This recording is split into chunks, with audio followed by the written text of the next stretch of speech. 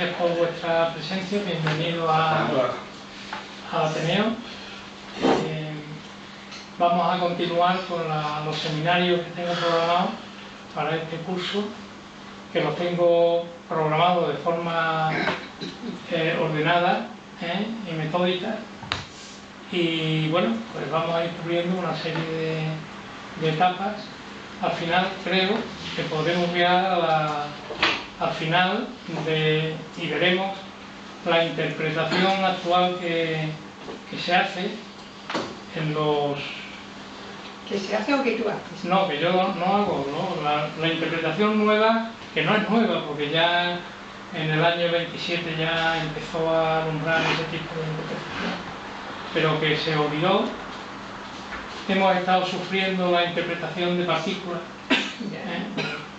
hasta hace 15 o 20 años, y ahora pues se ha cambiado a considerar que los cuantones no son partículas, sino que son campos o perturbaciones en campos.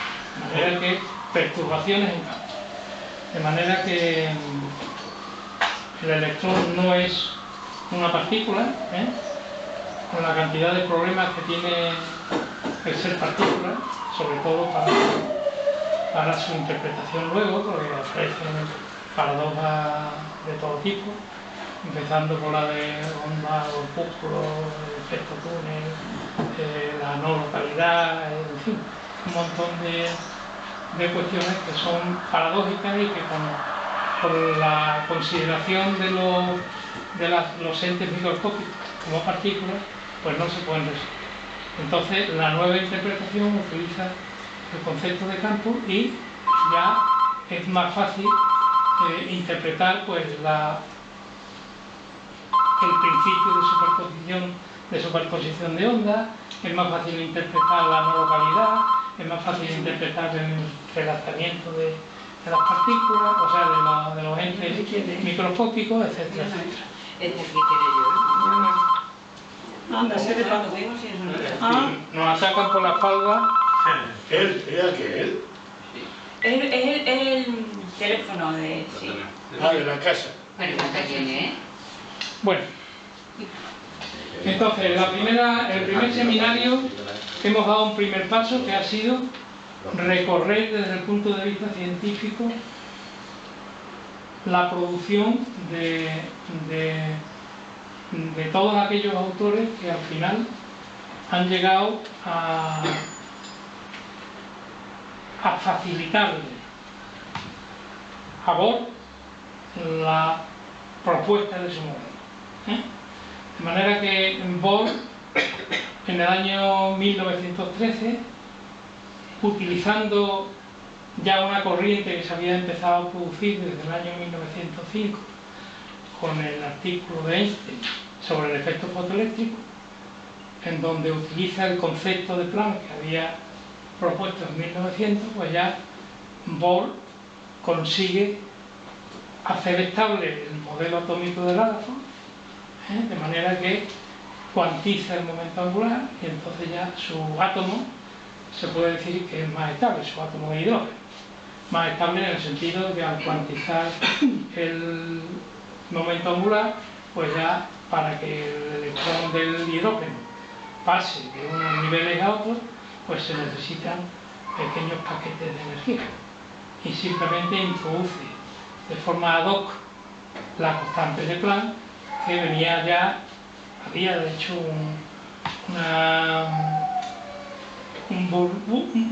yo diría un burbujeo de todos los científicos, en donde ya se había intentado pues cuantizar los momentos vibracionales, los momentos rotacionales, en fin, se había intentado, clavando la constante de Planck, pues interpretar fenómenos, como por ejemplo la capacidad calorífica, que fue ya lo último, que en 1913 pues ya Debye modifica la propuesta de Einstein, que había introducido una constante de Planck en la interpretación de la capacidad calorífica, y ya prácticamente el resultado tiene un resultado espectacular con los resultados experimentales. Estamos hablando que en 1913 ya están trabajando con la constante de Planck. Evidentemente todavía no hay nada de mecánica cuántica ni no hay ninguna idea que se haya desarrollado, que eso ocurrirá en 1925-1927, cuando surgen las dos mecánicas, las radiomatrices y la mecánica ondulatoria. Pero eso es otra cosa de la que hablaremos más adelante. Entonces, la charla de hoy la tengo enfocada al tema de la constante de Planck. Si tenéis la curiosidad de consultar libros de texto de secundaria e incluso de universidad, y no solo en las carreras que de alguna forma tienen alguna asignatura relacionada con la física, sino incluso en la licenciatura o en el grado ahora de física, grados más especializados en donde se debería de encontrar algo, pues si observáis los libros que se usan, la constante de Planck aparece como una especie de entidad que, a pesar de que la vamos a usar en adelante, cuando aparece, pues no se le presta suficiente atención ni se desgrana cuáles son las propiedades y las consecuencias, cuál es la característica fundamental de la constante, es decir, todas aquellas propiedades que la constante de Planck tiene y que ha obligado a cambiar el sentido de la interpretación física. Entonces, en los libros de texto, como os decía, más allá de decir y H es la constante de Planck y vale 6,627 por 10 a menos 34 augurios por segundo, más allá de eso no se encuentra. Entonces, la intención que yo tengo con la charla esta que voy a intentar dar hoy, pues es que veáis que hay un montón de facetas que están incluidas en la constante de Planck y que de alguna forma nos dan, lo que tú decías antes, un asombro de cómo es posible que cuando trabajemos con esta constante, cuando trabajemos con esta minúscula constante, estemos manejando conceptos tan importantes para la comprensión del universo. Por decir una cosa, que la veremos al final de la redacción. La acción, que es una magnitud física, idéntica en dimensionalidad al momento angular, pero escalar, porque el momento angular es un vector, es vectorial, es una magnitud vectorial, pero la acción es escalar, pero tiene la misma dimensionalidad que el momento angular. La acción se relaciona en la teoría general de la relatividad con lo que es la curvatura del espacio-tiempo. De manera que la masa relacionada con la acción y el valor de la acción está de alguna forma informándonos de cómo se han curvado tetradimensionalmente el punto en donde está esa masa y esa acción que va asociada con esa masa. De manera que H es la unidad elemental de acción. Es decir, lo que menos se despacha en acción es la unidad que luego nos va a servir para calcular los tránsitos, los cambios de energía, los cambios de acción. Simplemente que van a ser cambios en donde van la acción multiplicada por un determinado factor. ¿De acuerdo?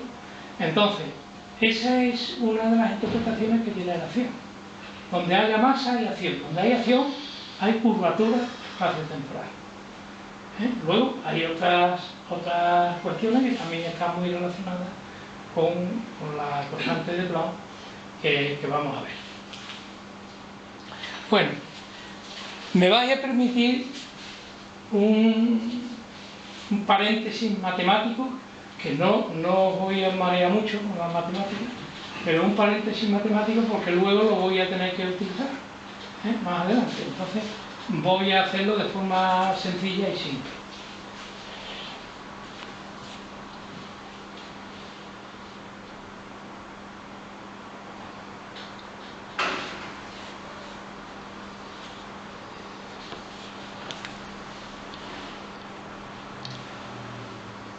de estas tres figuras geométricas, cuatro figuras geométricas, la circunferencia, la elipse, la esfera y el elipsoide, tienen matemáticamente se definen por una ecuación. De manera que, sabiendo, por ejemplo, en la circunferencia, el radio de la circunferencia, podemos tener una ecuación para describir la circunferencia, puesto que la circunferencia está en un plano, tiene dos coordenadas, x e y, pues podemos calcular cualquier punto de las coordenadas x e y utilizando la ecuación de la circunferencia. Si en vez de tener una circunferencia, bueno, esta circunferencia la podemos escribir de esta forma que me gusta más, es pasando el radio al cuadrado, lo pasamos aquí, dividiendo, y entonces tenemos ahí la ecuación de la circunferencia. Si en vez de una circunferencia lo que tenemos es una elipse, la elipse se caracteriza porque tiene dos semiejes, el semieje mayor y el semieje menor. Entonces el radio ahora ya no es radio, sino que tenemos semieje mayor y semieje menor. Entonces, lo que aparece en el denominador son los semiejes, de manera que el semieje mayor es el A y el semieje menor es el B, y entonces la ecuación de la circunferencia se transforma para el caso de la elipse en esta otra ecuación. Y luego la esfera es prácticamente como la circunferencia pero tridimensional, y entonces aparece la coordenada Z, de manera que la esfera tiene esta ecuación, este sería el radio de la esfera y estas serían las coordenadas X y Z, y yo, como me gusta más, lo paso en la R aquí debajo.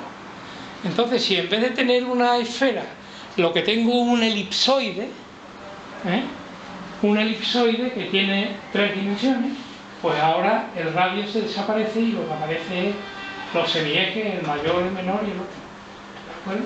Con lo cual, la ecuación del elipsoide es este que está aquí. En donde A es el semieje mayor, el siguiente en valor es B y el siguiente en valor C.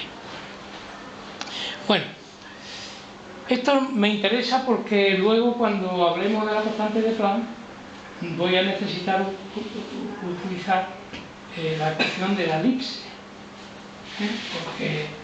porque de ahí es de donde surge el significado profundo de la constante de Planck. Lo vamos a ver luego. Bueno, otras tres definiciones que me interesan que de alguna forma recordéis. En el espacio tridimensional tenemos tres coordenadas, en un sistema de coordenadas directo y sencillo, la coordenada X, la coordenada Y, la coordenada Z, que son las coordenadas que de alguna forma utilizamos en el espacio en el que nos movemos. Si tenemos n partículas, pues las dimensiones de ese espacio pues son 3n, 3 por cada partícula. De manera que cuando queramos definir dónde están todas las partículas, tendremos que especificar 3n coordenadas. Bueno, hay otro espacio que asocia la coordenada con la velocidad. De manera que hay una partícula que va a una determinada velocidad y va pasando una coordenada. De manera que en ese espacio, que se llama espacio de configuración, lo que hay son 6 coordenadas por cada partícula. Tenemos la coordenada X, la Y y la Z, y la V sub X, V sub Y y V sub Z, en donde V son velocidades. Y luego hay otro espacio que también tiene 3n coordenadas y que es el que más nos interesa, que es el espacio fásico o espacio de la fase. En el espacio de la fase la velocidad se convierte en momento lineal, es decir, el producto de la masa por la velocidad. De manera que decía Newton, si tenéis alguna vez ocasión de ojear los principios de filosofía natural de Newton, pues decía Newton que el momento lineal o cantidad de movimiento es la cantidad de velocidad que tiene un cuerpo en virtud de su masa. Eso es lo que dice Newton, que es una definición bastante esclarecedora y bastante fácil de entender. De manera que si tenemos una partícula que está compuesta por un sumatorio de puntos o de subpartículas y se está moviendo a una determinada velocidad, la cantidad de velocidad que tiene eso que se está moviendo es el producto de la masa por la velocidad, cantidad de movimiento.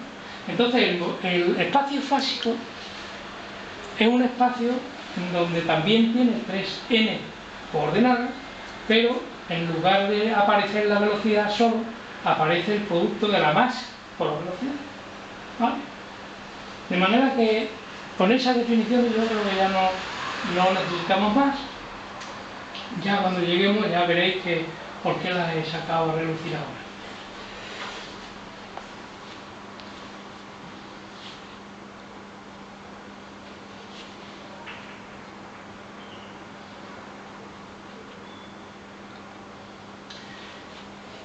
Bueno,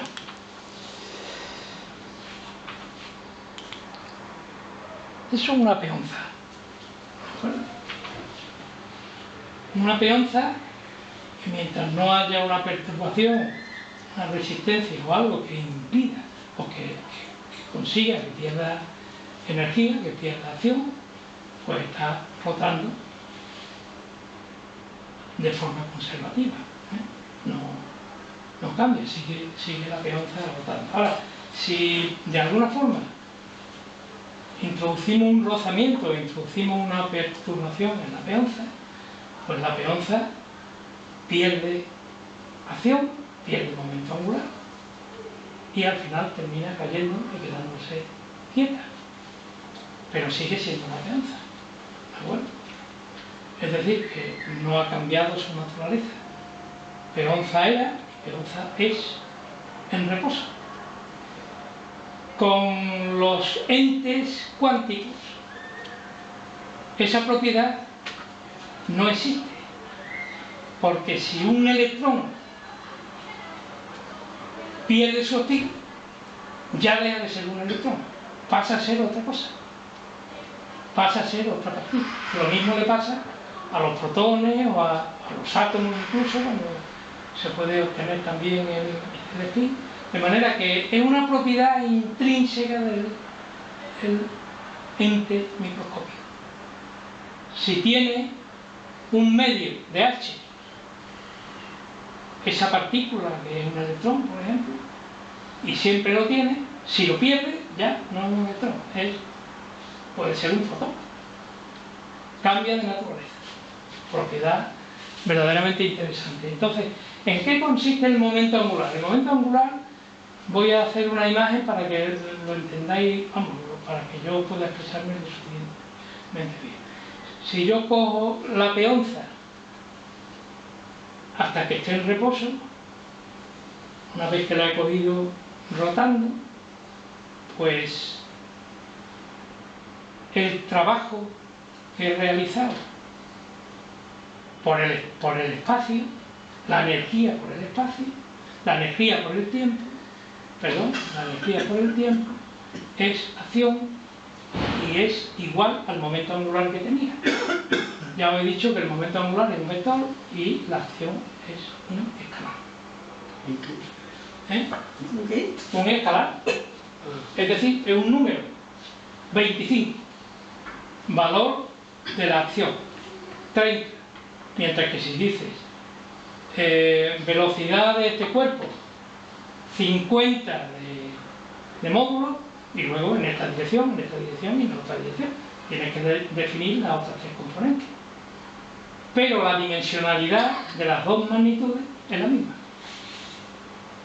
Por eso se dice ya en los libros más actualizados que no imaginemos que el electrón está rotando, porque la idea que tuvieron cuando descubrieron el spin era de que el spin, como era una magnitud idéntica en dimensiones a la rotación, pues que el electrón estaba rotando.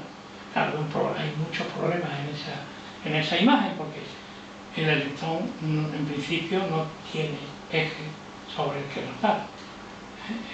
Es una entidad que no, la rotación esa no existe, pero lo que sí hay es acción en valor escalar. Vale. Así que una partícula que va a una determinada velocidad, esa que habéis visto ahí, ahora otra que viene con menos velocidad, ahora otra que va con menos velocidad. Esas tres partículas, en cada punto del espacio, tienen un valor de la velocidad y un punto correspondiente de x, es decir, de coordenadas, en el caso del plano, x, y.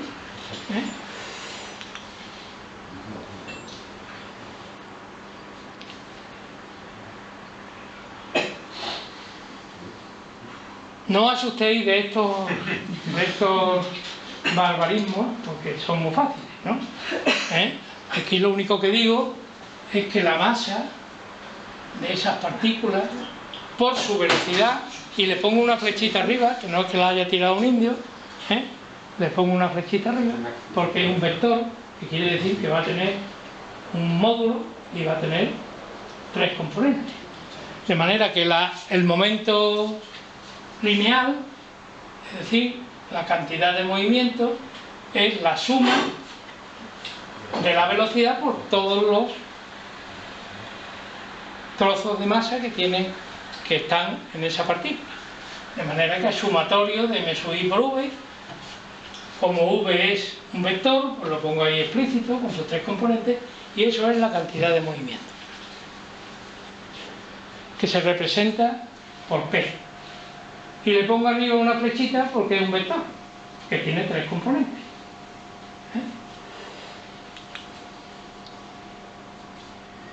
El momento angular es el momento, la cantidad de acción que tiene una partícula que no va linealmente, sino que lo que hace es girar alrededor de un eje. Es decir, la superficie de esa peonza que hemos visto antes, pues en la parte periférica, los puntos que hay, pues van dando vueltas. Entonces, el momento angular es otro barbarismo que lo pongo aquí, se representa por L, y es el producto del radio por la cantidad de movimiento. La cantidad de movimiento es esta, del giro que está haciendo, y la distancia al origen es R. Y el momento angular es este vector que está aquí.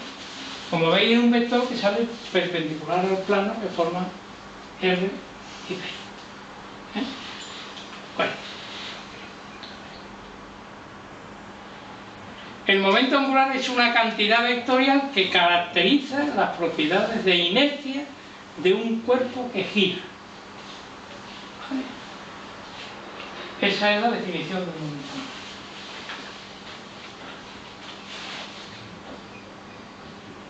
Estas magnitudes aparecen en las tres mecánicas que conocemos: la mecánica de Newton, la mecánica cuántica y la mecánica relativista. En las tres. De manera que y además tiene una propiedad fundamental, y es que se conserva.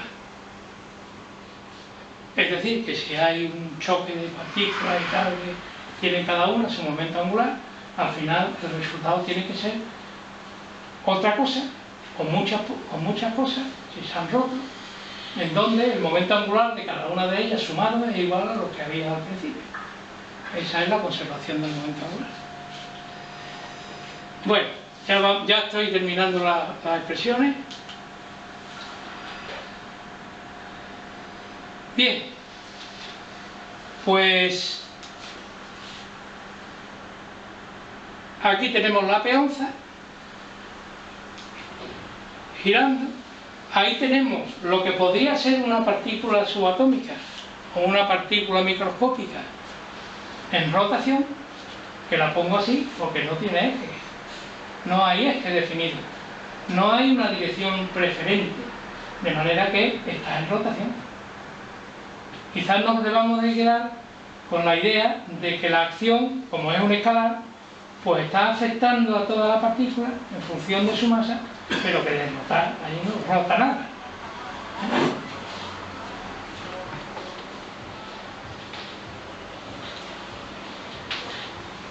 Y aquí simplemente lo que os pongo es las dimensiones de las magnitudes que están interviniendo.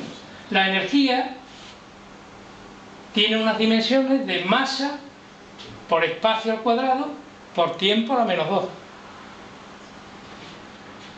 Tiempo solamente tiene la dimensionalidad de tiempo, lógicamente. De manera que el producto de energía por tiempo da m masa, espacio al cuadrado, tiempo a la menos 1, que es lo que se conoce como acción en física. El momento lineal multiplicado por el espacio, pues lo mismo, multiplicando las dimensiones de ambos, nos da también acción. Y el momento angular, pues es equivalente dimensionalmente a la acción.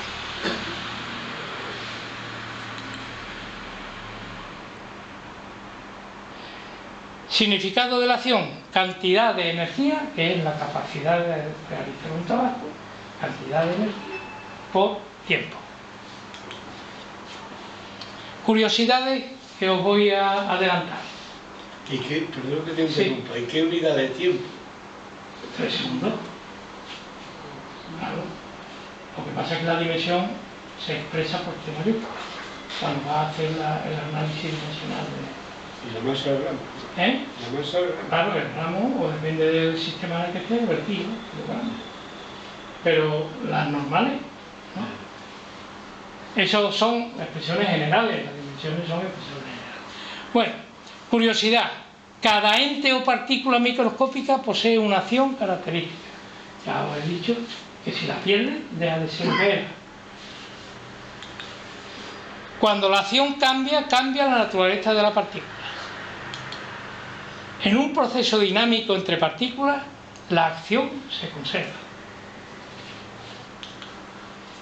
Y la unidad de acción es h, que fue lo que tuvo la suerte de generar Planck en el año 1900. Bien, la constante de Planck es eso que está ahí, que no es un barbarismo numérico, sino que son muchos ceros para que os deis cuenta que es para tirarlo a la papelera. Algo que prácticamente no tiene mucha significación, porque una cosa por 10 elevado a menos 37, a ver, menos 27, pues es una cosa. Y bueno, claro, si la constante de Planck la hacemos cero, pues entonces las cosas ya cambian, ya no hay dualidad onda-corpúsculo, ya no hay, ya la cuántica no vale, no sirve. Normalmente lo que se hace es dividir por 2pi ese número, y prácticamente lo que tenemos es la unidad de acción 1, que sería ese otro número que aparece. La constante de Planck racionalizada es esta que está aquí. Se representa por una h y una barrita aquí, y es igual a h partido por 2pi. ¿Por qué se divide por 2pi? Pues porque normalmente en las expresiones matemáticas que surgen de resolver la ecuación de Schrödinger o de cualquier otro tipo de cuantización que se haga de algún sistema, va a aparecer siempre el 2pi, y entonces pues, es más fácil desde el punto de vista de la escritura. No quiere decir que la constante de Planck sea divisible, que no es divisible, sino que simplemente el h partido por 2pi es usualmente más fácil de manejar en la formulación. Veremos la aparición de la constante de Planck. ¿Cuándo aparece? ¿Y cómo se consigue que aparezca? ¿Cuál es el hito que de alguna forma Planck al que llega, y que luego se repitió durante toda su vida, porque no estaba de acuerdo con que la energía estuviera cuantizada? Fue una especie de obligación científica, la que tuvo que aguantar con su constante. La aparición de la constante, la naturaleza y el significado, la dependencia que tiene y la magnitud, que representa la magnitud que tiene, el género, es decir, las dimensiones, la dimensionalidad que tiene, la función y trascendencia, la causa esencial, por qué se produce, la constante de Planck, ¿vale? El origen que tiene, origen no desde el punto de vista del descubrimiento, sino origen del comportamiento del universo y de la materia en la que estamos, y finalmente sus consecuencias. ¿Cuáles son las consecuencias de que la constante de Planck exista? Diréis, bueno, es que ese número, un julio, esto sería por 10 elevado a menos 34 julios por segundo. Un julio es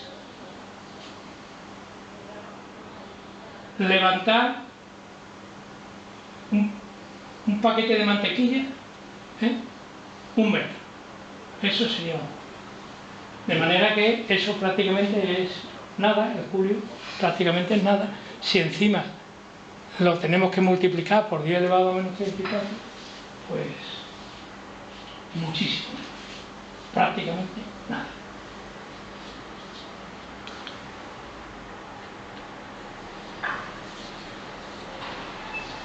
Bueno, vamos a ver en principio, primeramente, la aparición de la constante de Planck.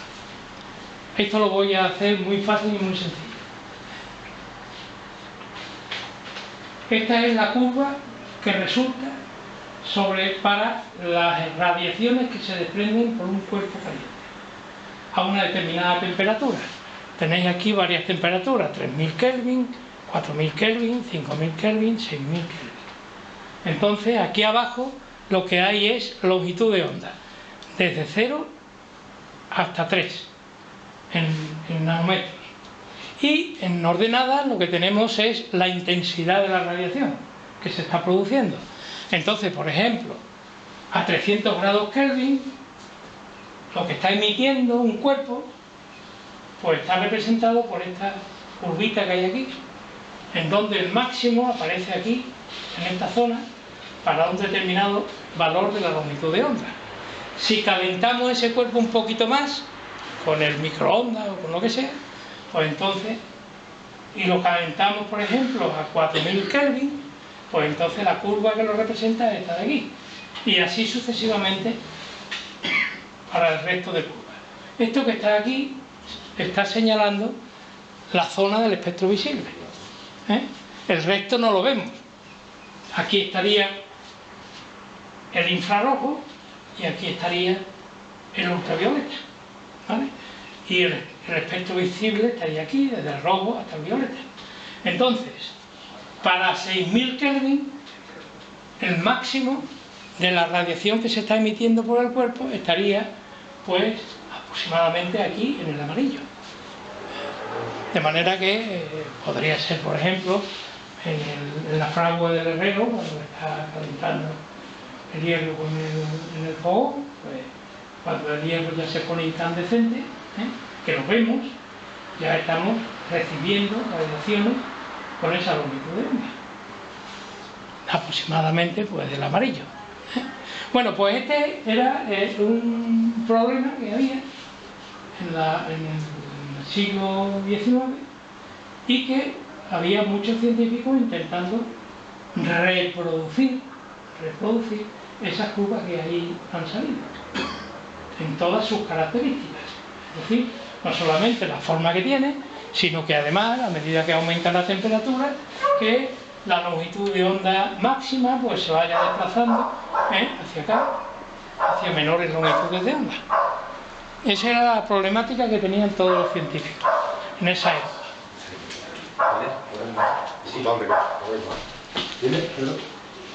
Bien, las hipótesis aceptadas que había eran: en cada cuerpo existe un colectivo de osciladores con cargas en equilibrio térmico. Es decir, que suponía que los cuerpos tenían partículas cargadas y que cuando le llegaba la radiación, pues vibraba, y entonces esa vibración, como era una carga en movimiento acelerado, pues emitía radiación. Esa era la hipótesis básica con la que trabajaba. Luego, estos osciladores cargados emiten radiación electromagnética. La densidad de energía radiada es proporcional a la función que depende de la energía media de un oscilador cargado típico. Si la frecuencia de oscilación es nu, se asume como válido el teorema de equipartición de energía, de manera que todos los osciladores que están vibrando, todos emiten una cantidad de energía la misma siempre, K por T, que era lo que se conocía como el teorema de equipartición. Las moléculas en equilibrio térmico tienen un medio de K sub T, que en donde K sub P se llama constante de Boltzmann. Este es un número que está multiplicado por la temperatura y se supone, en el principio de equipartición, el teorema de equipartición, se supone que todas tienen esa emisión de energía. Y esta hipótesis de trabajo condujo a los científicos a proponer teorías en franca contradicción con la experiencia. Entonces hubo una primera andanada de científicos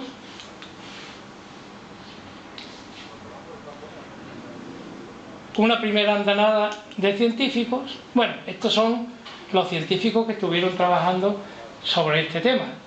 De todos ellos, pues los tenéis ahí. Hubo 3 que recibieron el premio Nobel por su trabajo, que son estos 3: Planck, Wien y Lord Rayleigh. Estos, todo a lo largo del siglo X. Entonces, ¿cuál fue la innovación de Planck? Pues la innovación de Planck fue la siguiente.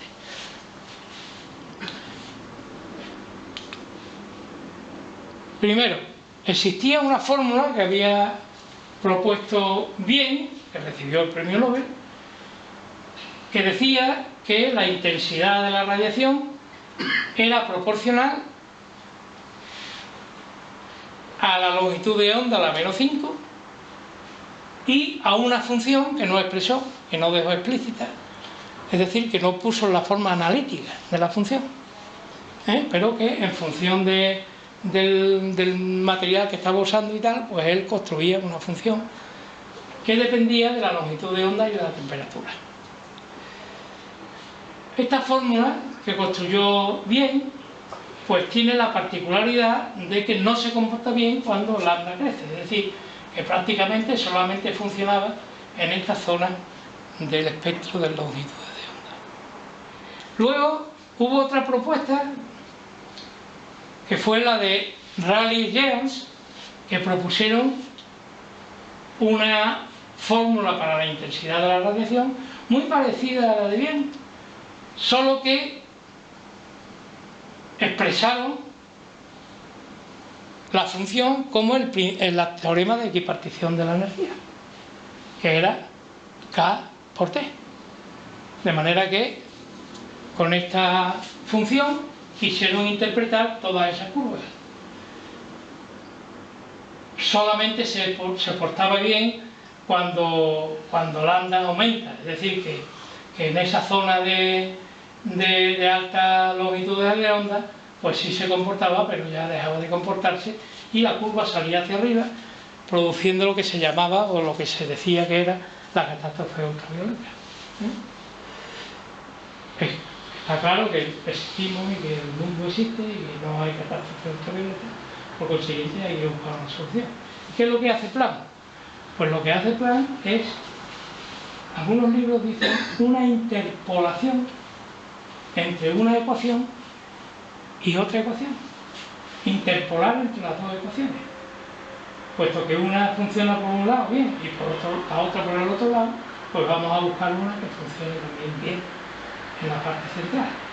Entonces esa interpolación no es realmente una interpolación, sino que él lo que hizo fue que a la hora de hacer sus deducciones, una integral que aparece continua en las dos teorías, vamos, la teoría de Rayleigh-Jeans, la sustituye por un sumatorio. Es decir, que cambian las variables continuas por variables discretas. Y entonces, al hacer el sumatorio, luego desarrolla en serie la integral y encuentra una ecuación que es la conocida ecuación de Planck, que prácticamente responde al comportamiento de las curvas para la emisión de radiación por los cuerpos calientes.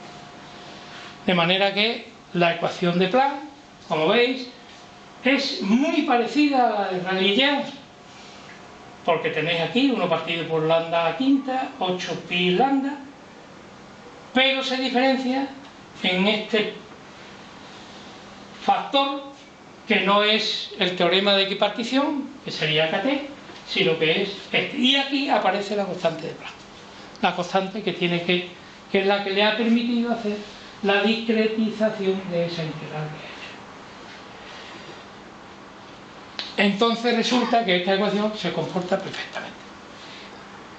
Así que por eso le dieron el premio Nobel.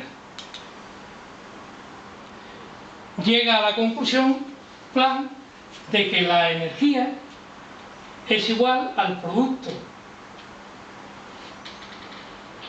de la longitud de onda, de la frecuencia por h y por el número de Richter, es decir, n igual a h.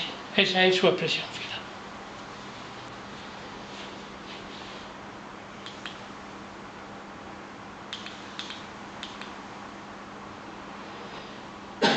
Así que Planck eliminó la discrepancia postulando que un oscilador solo puede emitir o absorber determinadas energías, que son múltiplos de la constante h.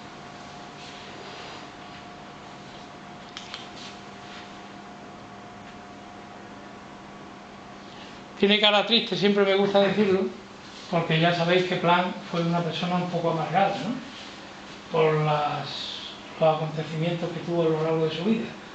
Se le mató un hijo en la Segunda Guerra Mundial, que era aviador, una hija murió en un parto, le quemaron la biblioteca 2 veces, en fin, y se tuvo que quedar a aguantar a Hitler cuando estuvo de presidente o de director del Instituto de Berlín, de Física de Berlín.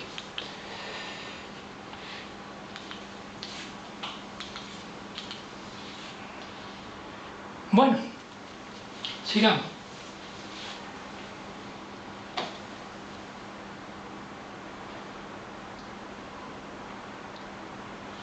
Naturaleza universal de H.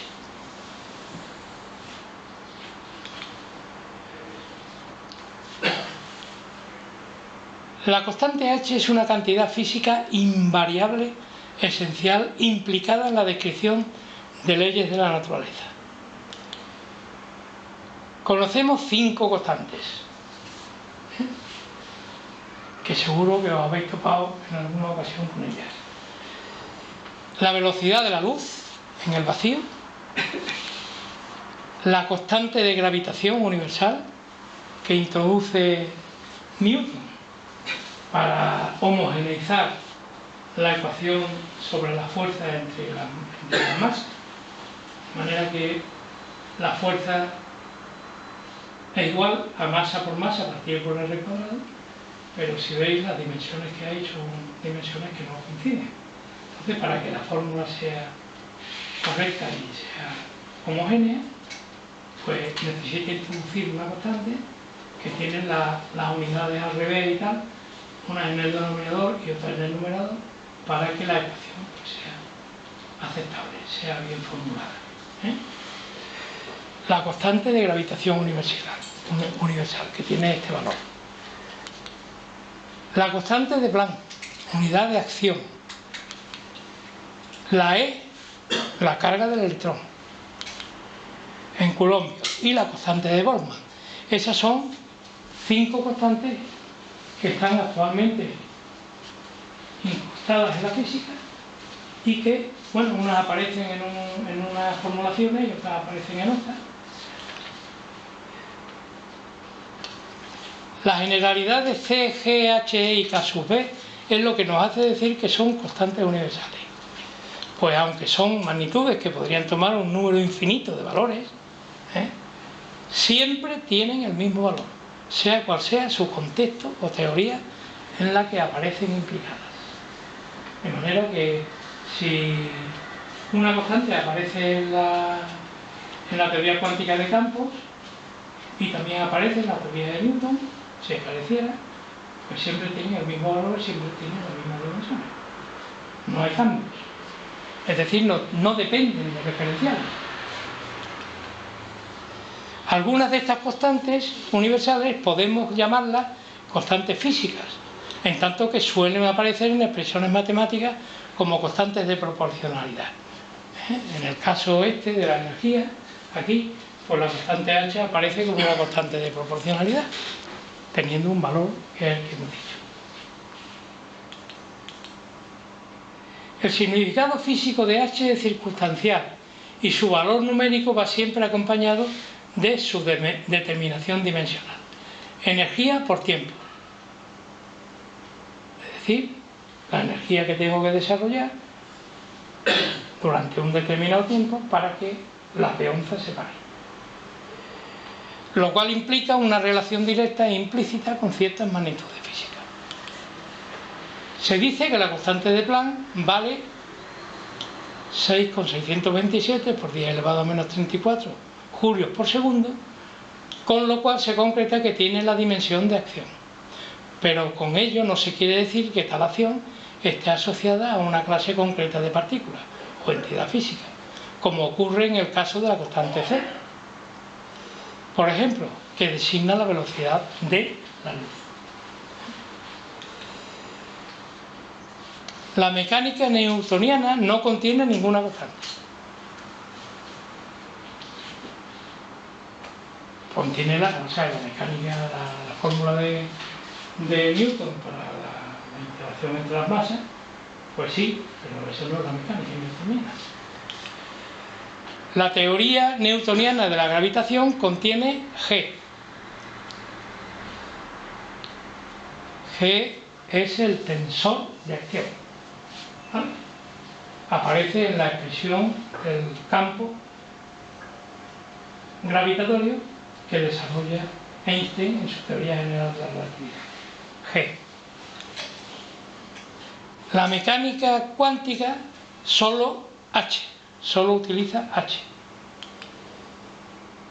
Y la electrodinámica cuántica C, H y E. Ciertas constantes son típicas de la microfísica, por ejemplo K sub B y R. Otras lo son de la microfísica, como E y H. Y otras sirven para ambas, como C, G y X. Bien, simplemente en esta tabla, que es muy ilustrativa, lo que he puesto ha sido las principales variables o cantidades que aparecen en la física, ordenadas de forma que aparece aquí si dependen de la masa, y aquí aparece si dependen del espacio y del tiempo. Es curioso ver que en las magnitudes asociadas a las ondas, las magnitudes asociadas a las ondas, que no dependen de masa, solo dependen del tiempo y del espacio. Lo digo porque luego, cuando vayamos a utilizar la ecuación de Broglie, en donde se relaciona la longitud de onda y la cantidad de movimiento, pues nos sale que una longitud de onda que no tiene nada que ver con la cantidad de movimiento, porque no está afectada por la masa, se relaciona con una magnitud, que es la cantidad de movimiento, que sí está relacionada con la masa. Bueno.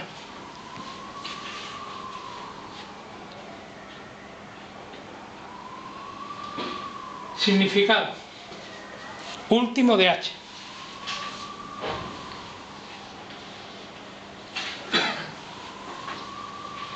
¿Vais bien?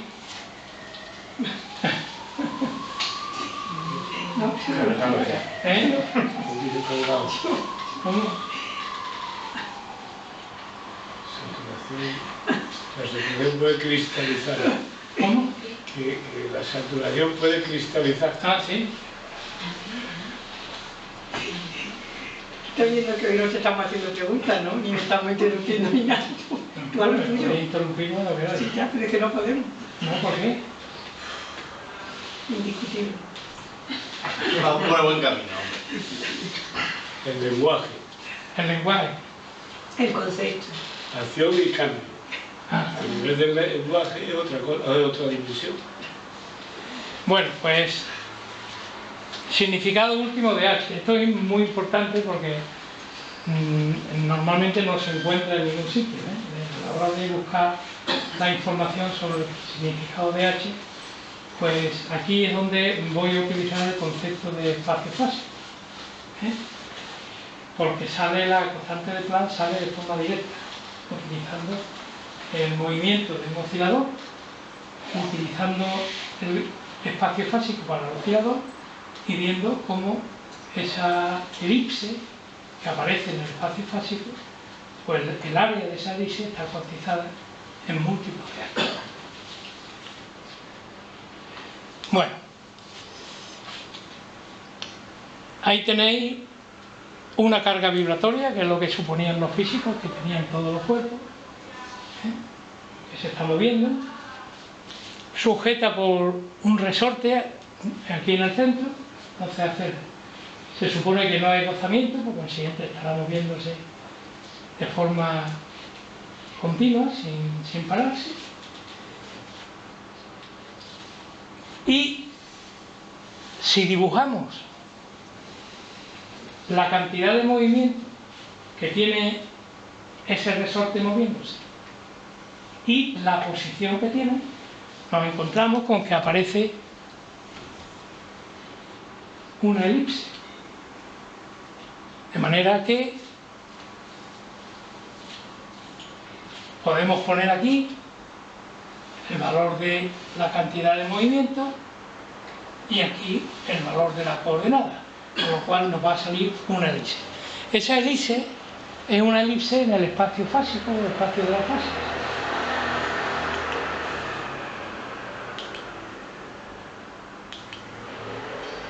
Cuando A es igual a B, entonces se trata de una circunferencia, ¿vale? El área de la circunferencia es pi r cuadrado. En el caso de la elipse, el área de la elipse será pi por A y por B. El perímetro de la circunferencia es 2pi r. 2pi r. En el caso de la elipse será pi por A más B.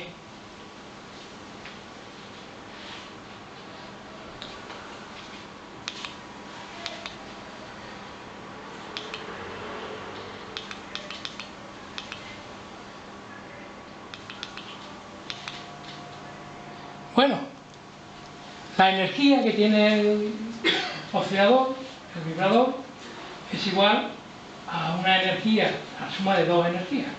Una que es la energía que tiene en virtud de su movimiento y otra que es la energía en virtud de su posición. De manera que a eso, en la mecánica clásica, se le llama hamiltoniana.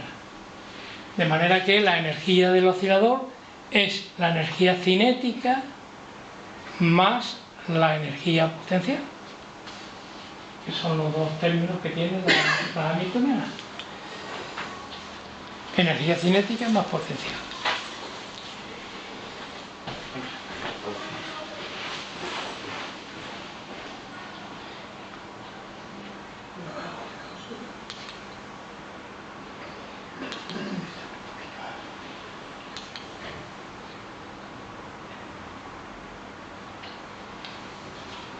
Si veis aquella ecuación, sustituyo la constante K, que es la constante de fuerza del resorte, la sustituyo por su valor, la constante de fuerza está aquí, despejo constante de fuerza y me queda esta ecuación.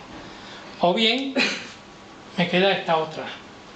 Seguidme simplemente en visión panorámica. Paso la energía aquí abajo, ¿vale? Con lo cual me queda que 1x cuadrado partido por esta expresión. Esto sería la cantidad de movimiento al cuadrado partido por esta expresión.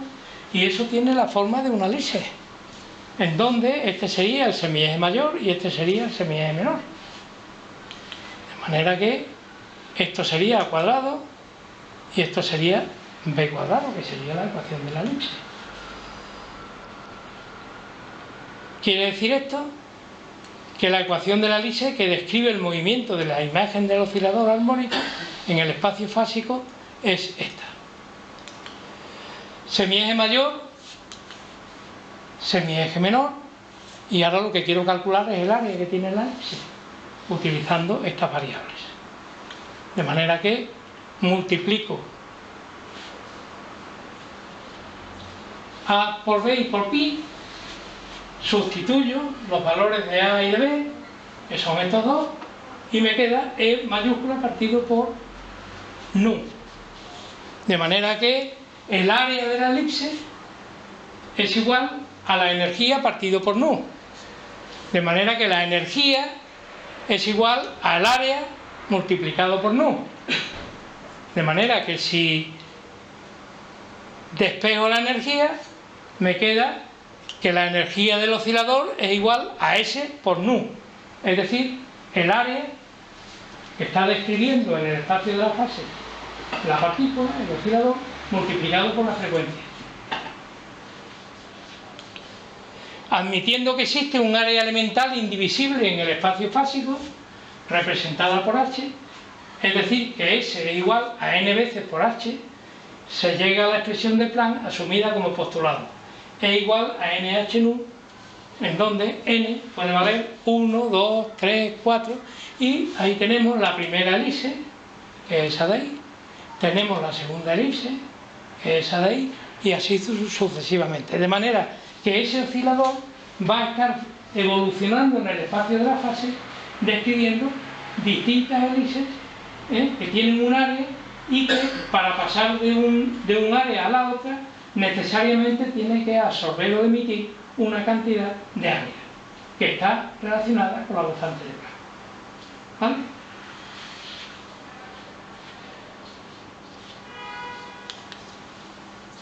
El arrojo de Planck consistió en admitir que existe un área elemental indivisible en el espacio fásico.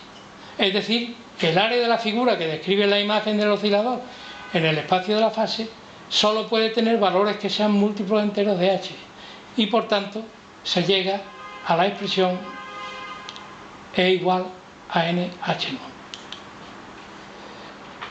La significación profunda de la constante H hay que buscarla en la relación que ha obligado a introducir entre las propiedades dinámicas de los sistemas individuales y los sistemas colectivos. Bueno, pues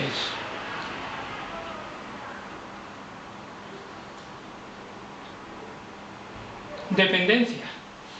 ¿De qué depende la constante de Planck?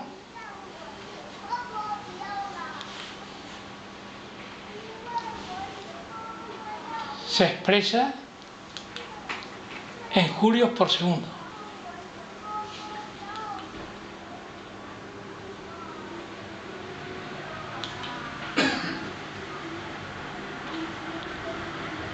Y el valor que tiene es este que hay aquí.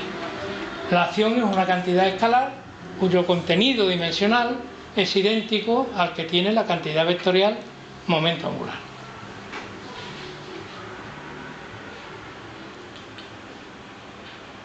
Podría decirse que ambas tienen el mismo significado, aunque una es vectorial y la otra es escalar.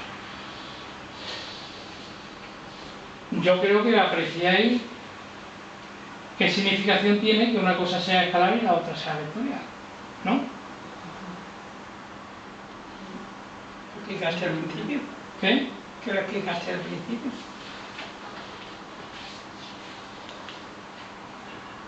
Se trata de una magnitud no muy usual en la física, pues no existe una ley de conservación de la acción análoga a la ley de conservación de la energía o de la cantidad de movimiento.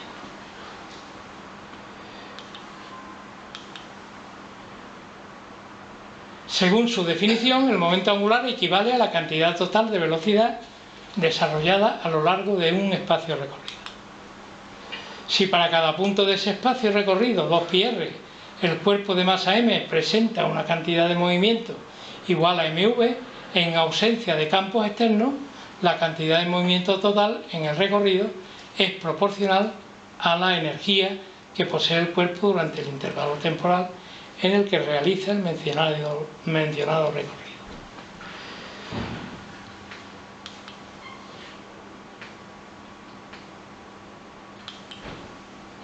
Bueno,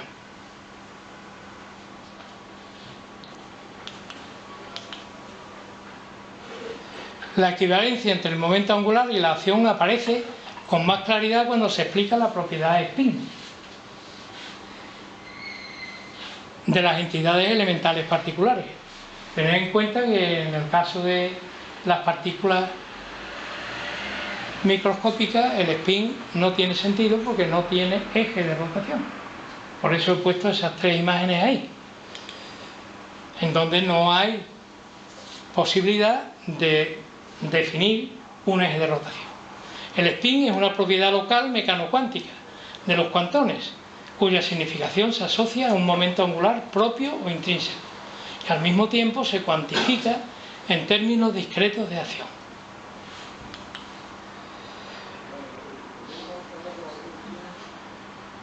La representación admitida como momento angular propio pierde significación, sin embargo, dado que el recorrido 2πr es técnicamente cero cuando se considera la partícula como punto ideal. Ahí tenemos otra de las paradojas. Si la partícula es ideal, si es un punto, el spin, el 2πr no se puede calcular porque es igual a cero, por consiguiente tenemos un problema.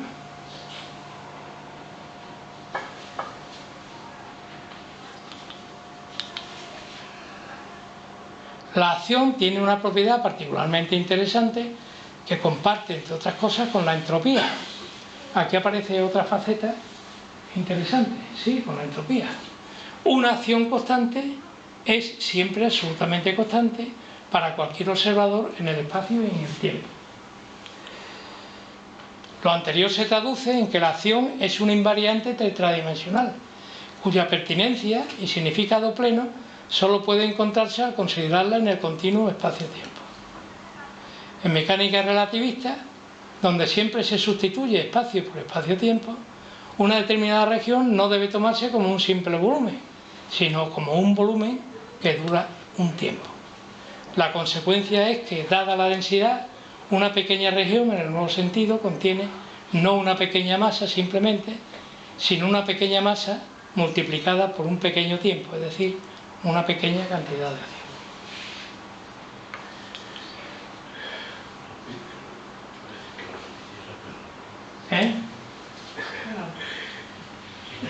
A las 9 termina, no, Paco, que yo me voy a ir. No, como ya no. A las 9 que ya hay mucha clase. Entonces que a las 9 terminen. Sí, voy a intentar terminar a las 9. Voy a intentar terminar Sí, me tengo que ir. y el próximo día pues seguimos donde nos hemos quedado. Claro. Claro, porque es muy intenso. Pero eso último es donde está condensado. Pero hay que tener paciencia Claro. con un tema complejo de lo más complejo, Claro, la sí, materia. hay Por que- eso, y sobre todo las personas que vayan a verlo luego, que es lo importante. Tenéis, por cierto, Mucha tenéis paciencia. la presentación en la página web de la Ateneo. En el frame de la derecha, abajo del todo, ahí lo tenéis, para que lo veáis.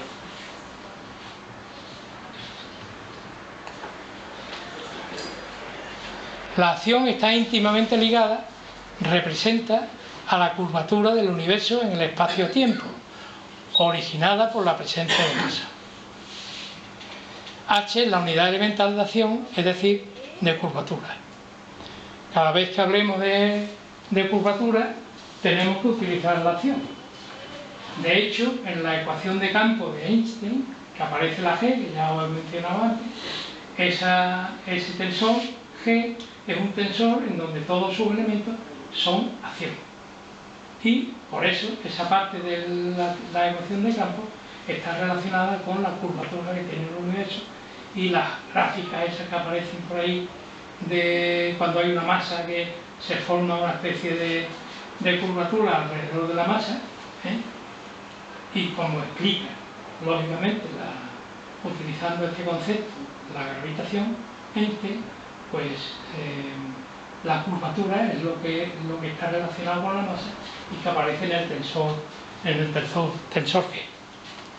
Bueno, no es posible dar una representación en forma de imagen para esta afirmación, dado que nuestra noción de curvatura deriva de la que presenta una superficie bidimensional en un espacio tridimensional. No podemos representar esa curvatura bien, de manera que a veces tenemos que tirar por el camino más rápido, y es utilizar dos dimensiones espaciales y una temporal. Y en 4 dimensiones hay varios coeficientes de curvatura.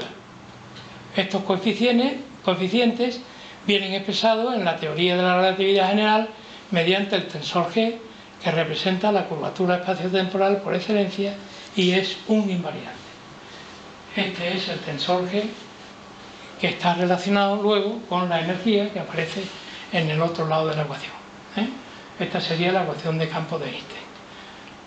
Geometría del espacio, tiempo y energía asociada a la geometría del espacio-tiempo o a la masa. Si G fuera igual a 0, la curvatura se anularía y el espacio-tiempo sería plano, aún conteniendo masa. ¿No ocurre esto en la realidad? Pues en un campo gravitacional material el espacio-tiempo no es plano. Bueno, me voy de aquí.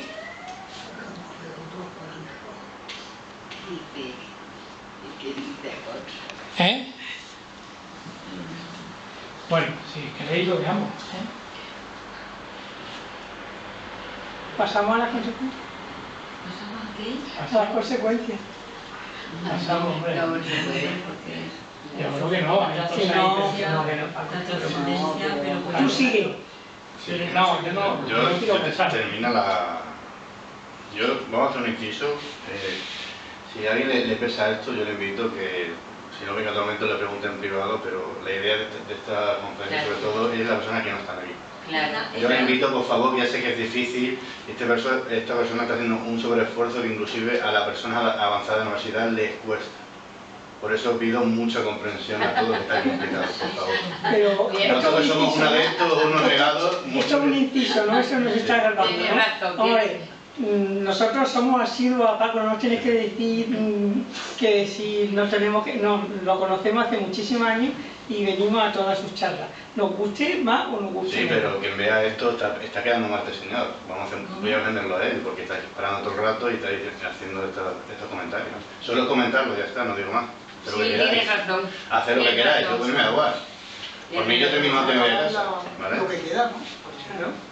Para grabar, claro, Ya hay un contenido. es que si no, no hay un contenido. Sí, Yo sí aguantáis, yo sí. sí, sí. Claro, sí, por supuesto, pero bueno. Magnitud. Algunas palabras en relación con la magnitud que tiene la constante. Pues la magnitud, habéis visto antes que es un número extraordinariamente pequeño. El hecho de que esta ínfima constante haya originado convulsiones tan importantes en la física ilustra claramente la audacia de la idea de Planck.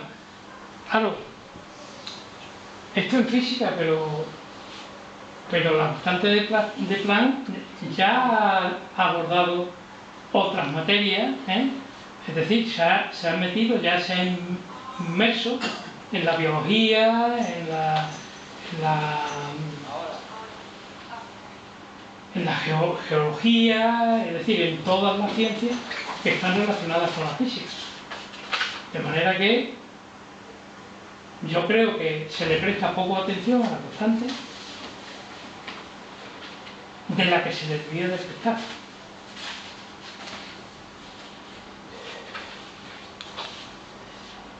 Estableciendo una comparación grosera, podríamos decir que la relación entre h y el número 1 es aproximadamente equivalente a la que existe entre la masa de un grano de arena y el planeta Tierra.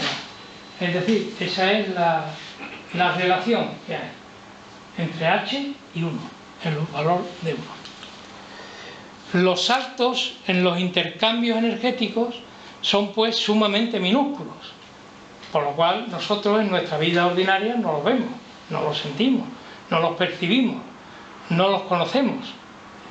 Podríamos vivir eternamente sin sentirlo y sin percibirlo.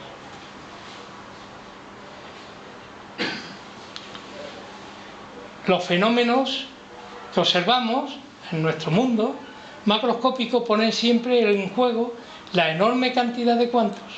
Todo ocurre como si los cambios energéticos se hicieran de manera continua. Eso está claro.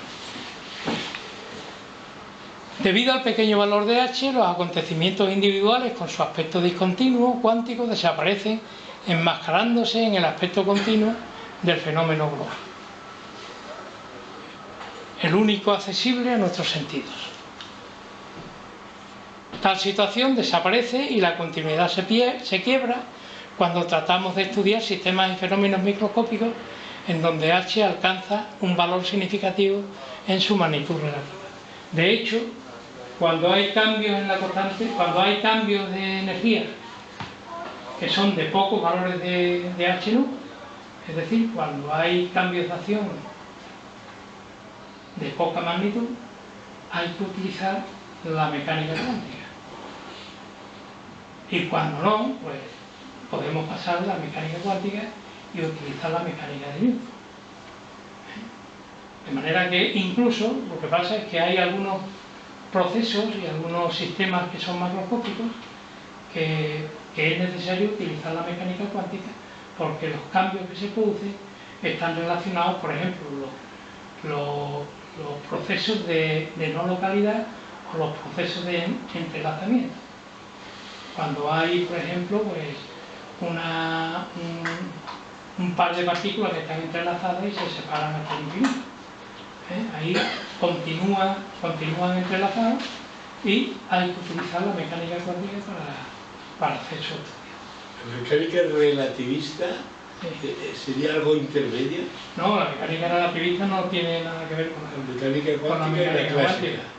De hecho, ahora mismo uno de los problemas que hay es el poder mezclar la mecánica relativista con la mecánica cuántica, el poder introducirla en la mecánica cuántica, cosa que todavía no se ha conseguido. Pero no sería un concepto algo intermedio entre la clásica y la cuántica. Que no tiene nada que ver. ¿No leíste lo que te mandé el otro día? Sí. No, sobre eso. No era nada.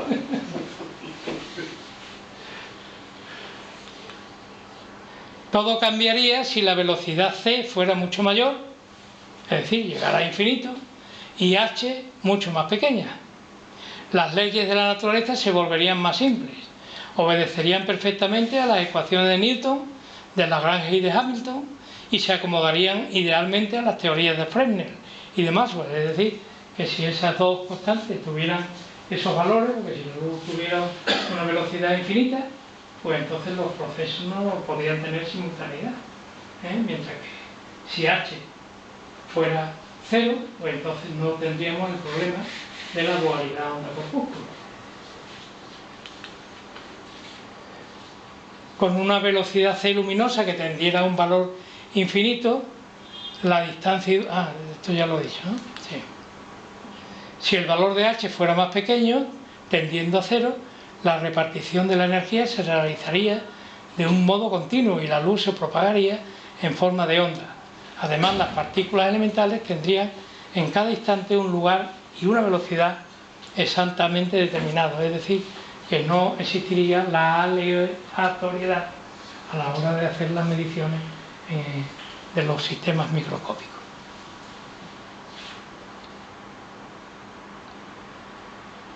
Género. Función y trascendencia. En género simplemente voy a incidir sobre la dimensionalidad que tiene la constante de Planck como acción. Entonces me lo evito y así. Función y trascendencia.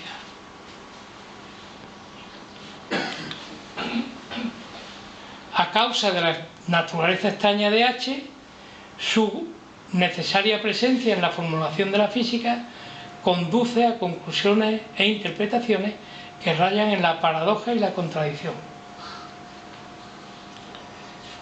Podría decirse que una de las implicaciones más desconcertantes que introduce H es la de servir de vínculo insólito con el que se identifican propiedades asociadas a entidades individuales, partículas y a propiedades exclusivas del colectivo. La fórmula de Broglie, esta que tenéis aquí, que me gusta a mí ponerla así.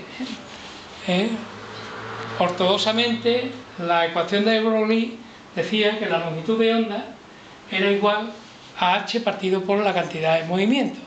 Pero a mí me gusta ponerla así por una razón, y es porque se puede ver perfectamente que en una ecuación están conviviendo dos magnitudes que tienen distinta dimensionalidad. La longitud de onda, que nada más que depende del tiempo y del espacio, mientras que en la cantidad de movimiento se introduce la masa y aparece la masa. Entonces, esta ecuación que hay ahí es la ecuación que conduce a la dualidad onda-corpúsculo. Si H fuera cero, esa vinculación se perdería y ya no existiría esa comunión entre la longitud de onda y el momento lineal o la cantidad de movimiento, en donde H aparece como nexo entre una propiedad lambda, que solo tiene significado en la descripción de una onda que se propaga en un medio material, y la otra P, o cantidad de movimiento, que es local y típica de las partículas individuales. Según esta expresión, lambda y P adquieren una condición de complementariedad, tal que para un sistema físico-material, en todo momento el producto de ambas se mantiene constante. Si una aumenta, la otra disminuye. Si una disminuye, la otra aumenta.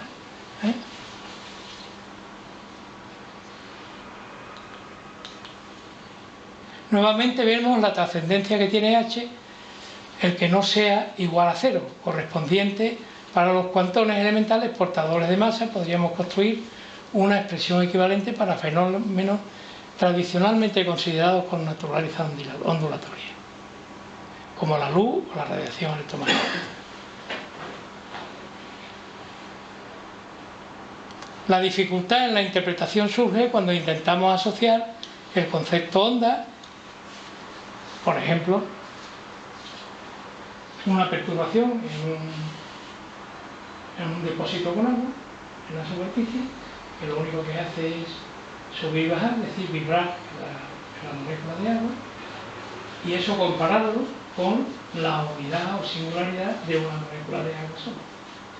No es posible entender cómo una onda que se está produciendo y que es un transporte de energía se puede hacer equivalente a una partícula que sería una de las que están en el seno de ese medio en donde se está propagando. Es un paralelismo entre la partícula onda, igual que la molécula de agua y la ondulación de... Claro.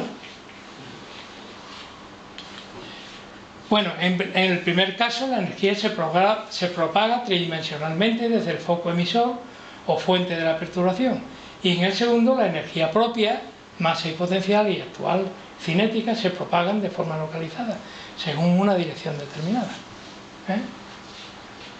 Bueno.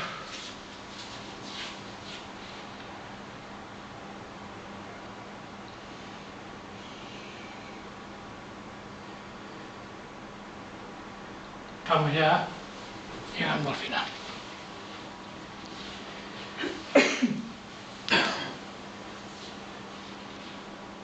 La causa de lo anterior proviene del hecho de que H crea una indisoluble interdependencia entre el espacio-tiempo y los procesos dinámicos que se desarrollan en su seno. Esta conexión aparece impuesta a consecuencia de las dimensiones de H, en donde se asocian siempre un par de magnitudes de diferente naturaleza, la una de carácter geométrico y la otra de carácter dinámico. La una define la configuración espacial y la otra el estado de movimiento del sistema. El acoplamiento de estas dos categorías de magnitudes reunidas inseparablemente en H entraña la imposibilidad de determinar a la vez posición y velocidad de un cuantón en el espacio y en el tiempo. Con lo cual aparece ese principio de indeterminación que todos le damos el nombre de principio de Heisenberg. Esta fatal vinculación entre el estado dinámico y el marco espaciotemporal donde el cuantón evoluciona se presenta como inevitable ley de la naturaleza, insospechada antes de descubrir H. En mecánica clásica, la densidad de materia equivale a la masa dividida por el volumen. Es decir, si se sabe la densidad de una pequeña parte, se puede descubrir la cantidad de materia multiplicando la densidad por el volumen que ocupa la pequeña parte. En la mecánica relativista, donde siempre se sustituye espacio por espacio-tiempo, una determinada región ya no se debe tomar como un simple volumen, sino como un volumen que dura un tiempo. Bueno, esta es la ecuación de campo de Einstein, que aparece aquí, ¿no? Y consecuencias. Consecuencias de que H no sea igual a cero. La acción es una de las dos magnitudes de la física prerelativista que sobreviven sin modificaciones en una descripción del universo absoluto. La otra magnitud es la entropía. Ahora voy a relacionar la entropía. Existe un principio, que es el principio de minimación, de manera que todo cuerpo que vaya en movimiento, que tenga masa, en el espacio de las fases, cada punto del espacio fásico es acción, el producto de las coordenadas por la cantidad de movimiento, es acción. De manera que un objeto que se esté moviendo, si lo representamos en el espacio de la fase, siempre va a ir por la zona, por el canal en donde la acción se va haciendo cada vez mínima, es decir, por el valor de minimación. Eso va a estar relacionado con el otro principio que hay en la termodinámica, que es el principio de máxima entropía, es decir, de máximo desorden. De manera que es posible reunir los dos principios de minimación y el de máxima entropía en una ecuación, que vamos a ver ahora. Esta significación última de la teoría de Weyl, la constante H, es una fracción pequeñísima de una unidad universal de naturaleza absoluta que puede representar la probabilidad de que cualquier cosa o una función dé tal probabilidad. El principio de minimación, también conocido como principio de acción estacionaria o principio de Hamilton, es un fundamento en mecánica clásica que establece que la trayectoria que sigue un sistema físico entre dos estados se elige de tal manera que la acción es mínima o más generalmente estacionaria. Esto implica que la naturaleza tiende a evolucionar de una manera que minimiza la cantidad de trabajo realizado o energía consumida. En mecánica estadística, el principio de máxima entropía establece que la distribución de probabilidad menos sesgada que se le puede atribuir a un sistema estadístico es aquella en la que, dadas ciertas condiciones fijas, maximiza la entropía, esto es, aquella en la que la desinformación es máxima. De hecho, la acción puede identificarse con el logaritmo cambiado de signo de la probabilidad estadística de un estado en el universo existente, lo cual no es más que el reflejo de la identidad entre el principio de minimación y el de máximo desorden. Finalmente, mencionar un aspecto relacionado con la complementariedad de las propiedades que, como individualidad y colectivo, presentan los objetos materiales. Se trata del carácter dual con el que se manifiestan los cuantones, cuyo comportamiento colectivo está vinculado íntimamente con la curvatura del continuo materia-espacio-tiempo y materializado formalmente en términos de una estadística no clásica de composición de probabilidades. Bueno, espero que os hayáis, aunque no hayáis entendido mucho, o si habéis entendido mucho, que os hayáis dado cuenta del alcance y las relaciones y las vinculaciones que tiene esa pequeña constante que hemos estado viendo.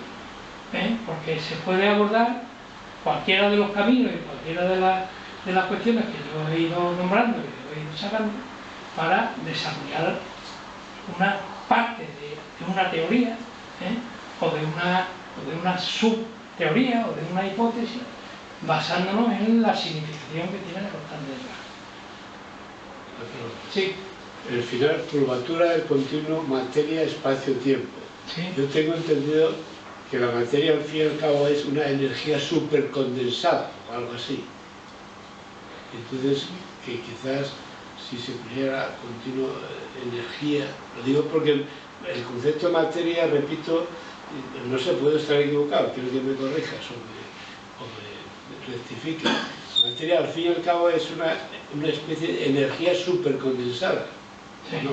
Sí. Yo te contesto con lo que le dijo Johnson a Berkeley, que le contó una historia, estaban dos amigos, y entonces la teoría de Berkeley era que las cosas no existen mientras no haya percepción. Mientras no haya percepción. Era que entonces eso estaba discutiéndolo con este amigo, ¿no? Y entonces este Johnson lo que hizo fue que le pegó una patada a una piedra y dice: ¿existe o no existe? Es decir, esa teoría de que la materia es energía, también la podemos llevar que la energía es materia. Ah, por supuesto. Por supuesto. De hecho, hay una reacción entre dos positrones, que son fermiones masa, que dan lugar a dos fotones, y también hay ejemplos y experiencias en donde dos fotones o un fotón se desdobla en dos partículas, un electrón y un positrón, que son partículas con masa. Entonces, tanto monta tanto. Sí, vale.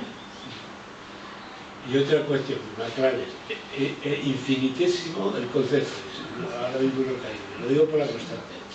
Infinitésimo el concepto matemático exactamente qué. Un infinitésimo, la curva de Gauss, las asíntotas tiende a cero, La asíntota tiende a cero. va tendiendo a cero. Vale, entonces, hombre, no voy a decir el infinito, pero muy alejado de la mediana, esa asíntota pero ahí sería algo para... Lo digo el concepto infinitésimo, que yo no lo tengo claro. Yo creo que eso es una cuestión de límite. Exacto. Sí, pero es una cuestión de límite. Entonces, el límite, si tú pones el infinitésimo, Sí. depende de en dónde estés trabajando, en qué contexto estás trabajando. Yo, muy infinitésimo, lo definiría como un número más pequeño de cualquiera que tú puedas pensar. Bien, lo de pensar, eso ya, de acuerdo. Sí, es relativo. Imaginar el infinitésimo más pequeño. Que yo puedo pensar, dice, Claro, O imaginar, dijo. O imaginar. es la salida por la tangente, eso que tú has dicho, de lo que yo te estaba diciendo. Es decir, que si tú estás trabajando con microsistemas, pues el infinitésimo tiene que ser por lo menos más pequeño que la constante de Planck. Y en la cuantificación del tiempo, ato segundo, parece que lo Eso es mismo. nuevo, ¿no? Lo de la cuantificación. Ato segundo. Lo de cuantificar el tiempo, Eso, el ato el segundo tiempo que yo parece sepa todavía es una variable escalar, continua. escalar, ¿no? No, continua. Y el autosegundo, yo una vez encontré que era el concepto más pequeño, o la idea más pequeña que se puede tener de unidad de tiempo. Lo de autosegundo. Yo me quedé con el Cante por lo de átomo. Pero es que la unidad... Sí. Vamos a ver. Lo digo por lo de átomo, yo me quedé con el Cante por eso, por Pero autosegundo. la unidad elemental de tiempo o Eso. unidad de tiempo. No, Segundo, hora, mes... no, pero baja hacia la... Sí, pero bueno, y baja es baja, y parece que lo mínimo que se puede cuantificar según los métodos científicos actuales parece que es el atosegundo, que es, no me acuerdo, elevado a menos no sé, 20 o 30, algo parecido a la constante. Será el tiempo de Planck. Sí, algo paralelo, algo parecido.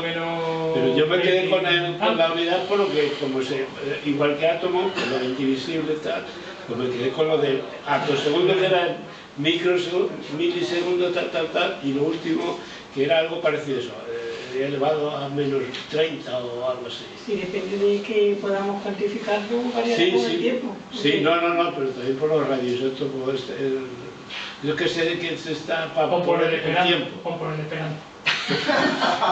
La imaginación.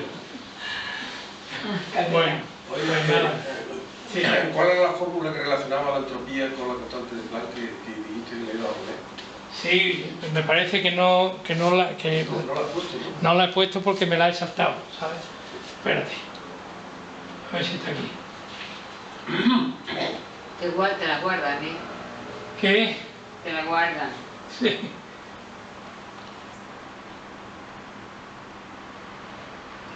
Creo que está aquí.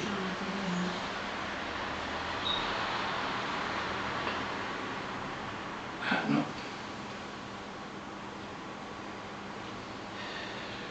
Pues A la próxima. para la próxima. O te la mando por correo. No, mejor. Eso no aparece. Falta que moleste. Hay una fórmula que empleaste en la LISE, en la longitud de la LISE. Sí. Yo no sé, no me acuerdo cuál es. Ah. Dijiste que la longitud de la LISE era 2pi por A más medio. La longitud del perímetro de la El lista. perímetro, no es Sí. así, es 2pi raíz cuadrada de A cuadrado más B cuadrado partido por 2. Está mal, ¿no? Probablemente, sí. Probablemente. Sí. 2pi por raíz cuadrada de A cuadrado más B cuadrado partido por 2. Complicado todavía. Probablemente. Lo revisaré. Vale, bueno, ¿algo más? Sí, yo Sí. el próximo día no voy, pero el próximo día me gustaría saber que, como has dicho tú, que las constantes de Planck también no son la física, sino que también tienen relación con otras disciplinas, como has citado la biología y la geología, pues que nos diese algún ejemplo o algo, ¿no? Porque me gustaría saberlo, porque esto es pura física lo que ha explicado hoy, ¿no? Como has dicho eso, que también interviene con lo que está súper enamorado de la constante de Planck. No, yo es que lo único que he hecho ha sido... Pero que me gustaría que nos dijese, Sí. no, el próximo día Sí. en relación Sí. con otras disciplinas que no sean la física. Yo no la conozco. Constante de Planck, como has Yo dicho cuando antes. también me he fijado en esa ejemplo, frase y no he Como has dicho pensado. antes, que lo has dicho antes. Por ejemplo, cuando... No hace nada falta que lo digas hoy, puede ser el próximo No, día pero- si quieres. Sí, vale. Pero yo estoy seguro que en medicina se utilizan aparatos, Sí. por ejemplo, para explorar el cerebro de haces de positrones, ¿no? Sí. Seguro que en la fabricación del aparato se ha tenido en cuenta los efectos cuánticos o lo que sea.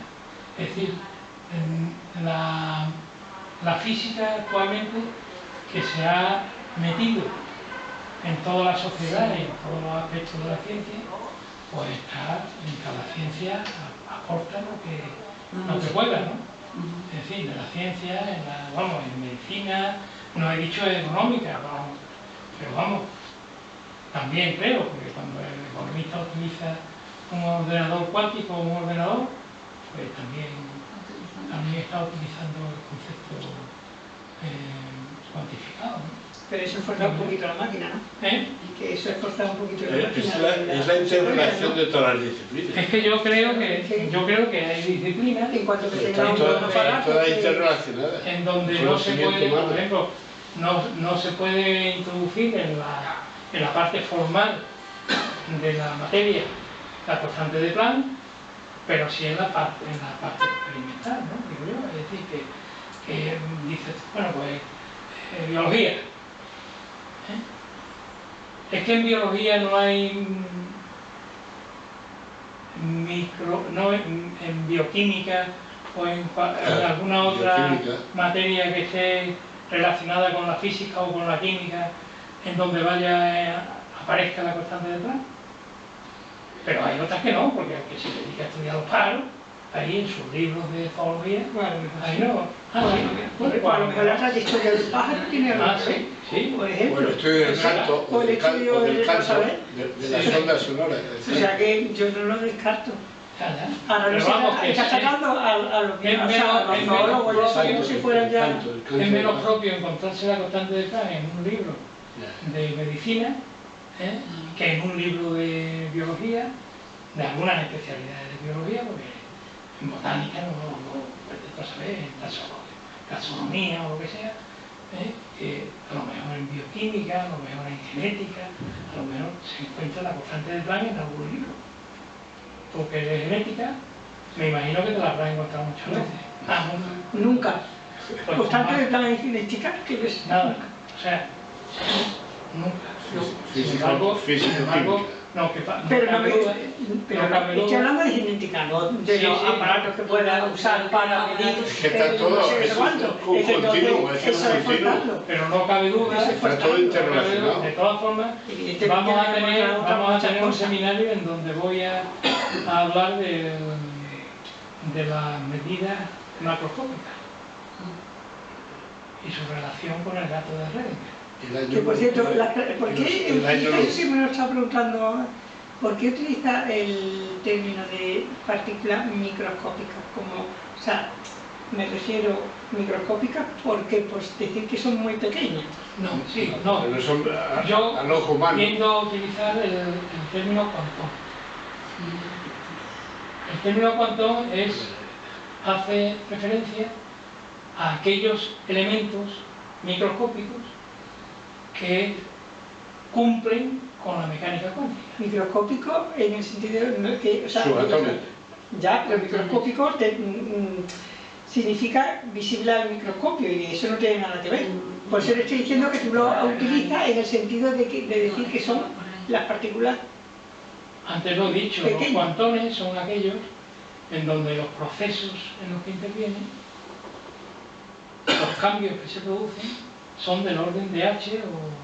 Pues Con yo creo que es múltiplos- mucho más acertado la nomenclatura de cuantón que partícula microscópica, Sí, porque no. partícula microscópica Sí, es el lenguaje. es muy... es un Hay lenguaje otra, que no es hay correcto. otra Me parece muy otra forma de llamarlos a esta especie de entidades que son ondículas. ¿Cómo? Ondículas. Ah, bueno, claro, en el nuevo concepto, Ese, en el nuevo ese no, concepto. ese se Fusiona, utiliza ¿no? en los libros de latinoamericanos. Pero fusiona. Se utiliza ondícula. Pero lo más próximo es cuantón de cuanta. Esa sí me parece... El electrón es un claro, cuantón, el fotón es un cuantón. claro, pero no partícula microscópica, porque a mí me hace pensar otra cosa. Oye, volviendo, perdona, al tiempo. El reloj atómico es lo más preciso que hay para medir, no, para medir. Eso, Lo digo para el concepto tiempo. ¿qué concepto tiempo? El reloj atómico no es lo que con mayor precisión te Vamos a puede ver. medir. Tú que eres una Pero persona... repito. Sí, no, Pero el repito. la mayor precisión de medir el tiempo no es con reloj atómico. Pero yo no lo sé. Pero eso no es cuántico. No, por supuesto. Vamos a ver, justo. Tú que eres un... Fíjate, El tiempo, sí. El tiempo, voy a ir al tiempo. No, sí. Tú que eres una persona versada en Vale. el funcionamiento neuronal, Sí. ¿vale? Las neuronas, ¿cómo funcionan? Cambio de potencial, Sí, pero ¿cómo funcionan? energía, al fin y al cabo, el ATP y tal. El disparo, ¿de dónde va a dónde va? El cambio de potencial de No, intracelular, ¿De extracelular. dónde va a dónde va? Intracelular, extracelular. O va a un ¿De dónde continuo. va a dónde va? Vale. Pues va del soma, Sí, una al botón neurona sináptico. motora, una neurona motora que no, se va propaga. del soma al botón sináptico, Sí, claro. ¿vale? Y del botón sináptico al siguiente Ah, receptor en la siguiente neurona. Es decir, la dirección de la flecha, ¿hacia dónde es? Desde el soma al botón, Claro. Hacia la sinapsis. a la sinapsis. Entonces tú cuando piensas, tu funcionamiento nervioso tiene una dirección, aunque sea abierta y que sea tridimensional, pero tiene una dirección. que está marcado por las neuronas, ¿no? ¿De dónde surgen disparos? Sí. Pues nada, Y que así si va no el tiempo. Por eso me dice ahora, oye, ¿y el tiempo para atrás hay? No, ¿No? no he hablado del tiempo, Pues para tanto, del tiempo reversible, no. sino la medición del tiempo. Sí, pero la medición del tiempo es una cuestión absolutamente Física. circunstancial. La medición del tiempo es, tú consideras que en el reloj que está con el péndulo, dice pues un segundo será 1, 2, 3, 4. Y define eso como un segundo. Claro. Pero es una definición circunstancial, que no es una definición absoluta. tiempo relativo. Exacto, claro, es que con el tiempo ha habido No, pero no discusiones. digas que es relativo, eso es Ríos de tinta, con el concepto tiempo, ríos de tinta. Pero que lo más preciso, lo mínimo, lo más... que no hay. A nivel experimental, sí, está Sí, a nivel bueno, experimental. claro, pues lo que- Ahora mismo, cuando la ciencia avance, posiblemente podremos hacer medidas del tiempo más pequeñas todavía. Más pequeña. Si piensan hace 100 años, ¿cuál es el tiempo mínimo que se puede El medir? reloj. Pues ya ahora hemos avanzado, pero más adelante avanzaremos más. El atómico afina más, ¿no? Pero eso es donde está la tecnología ahora mismo. Exacto. Pero desde un punto de vista de teoría física, no es eso lo que... Ya, no lo puedes separar de espacio. Si es continuo, no hay... No lo puedes separar de Que espacio. no es Claro, cuántico. si es no es continuo, cuántico, no hay mínimo. que no es cuántico el tiempo. No, es ya. cuántico. Sí, no, entiendo, eso sí lo entiendo. Sí. Y que no es separable del espacio en última instancia. Sí, no, El tiempo para mí es mucho más interesante que la cosa del Ya no te sigo. Justo. El tiempo es mucho más interesante. Vamos a ver, Deja. en la relatividad especial Sí. Espacio-tiempo, sí, pues con todos los sentidos. se manejan 4 coordenadas. Sí. Te la hago Espacio, X, Y, Z y tiempo. Exacto. Bien. Ortogonales. Que significa que ninguna de ellas depende de las otras. ¿No? Claro. Es decir, la X nunca tiene nada de la Y. Es verdad. La Y no tiene nunca nada de la X ni de la Z. Y el tiempo no tiene nunca nada de la X, de la Y, de la Z. Por consiguiente, la relación que hay entre espacio y tiempo es simplemente un sistema de referencia Ya, ahora. para, de alguna forma, definir la evolución y la posición de los cuerpos. Ya. No hay ninguna relación. Sí, sí, ¿No? sí. Ahora, Bueno, Muy interesante. O sea que hay que digerirlo todavía, Sí, porque sí, son hay que muchas cosas. digerir esto. Empiezas aprendiendo cosas, pero llega un momento que ya sí, no es capaz de... Sí. que quizás es demasiado tema, ¿no? No, que es así, que es Pero un vamos. complejo, no Es es... un tema muy complejo.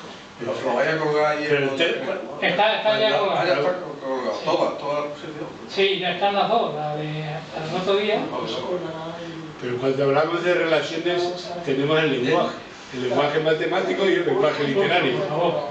Y eso para Y el poético. Exactamente, que es más paradójico todavía.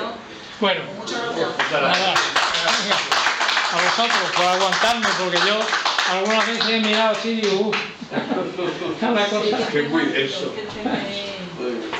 Pero a mí me sobraría con que os quedarais con un 5% de lo que he contado.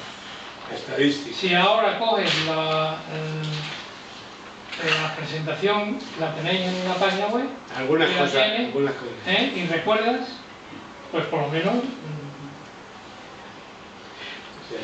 Pero luego la complementariedad, por ejemplo, acción y cambio es casi, sí, el concepto cambio y el concepto acción, quiero decir que yo digo, vuelvo a lo del lenguaje, la relación. Es que tenemos que pasar a un lenguaje matemático, o poético, literario, etcétera, etcétera. De lo de las relaciones caer en el terreno del lenguaje. Puede hacer 3 o 20 años, ¿no? ¿Entiendes, Pablo? La llave de relación estamos en un lenguaje. El lenguaje, aparte de la ver, de que hay muchas lenguas y que no hay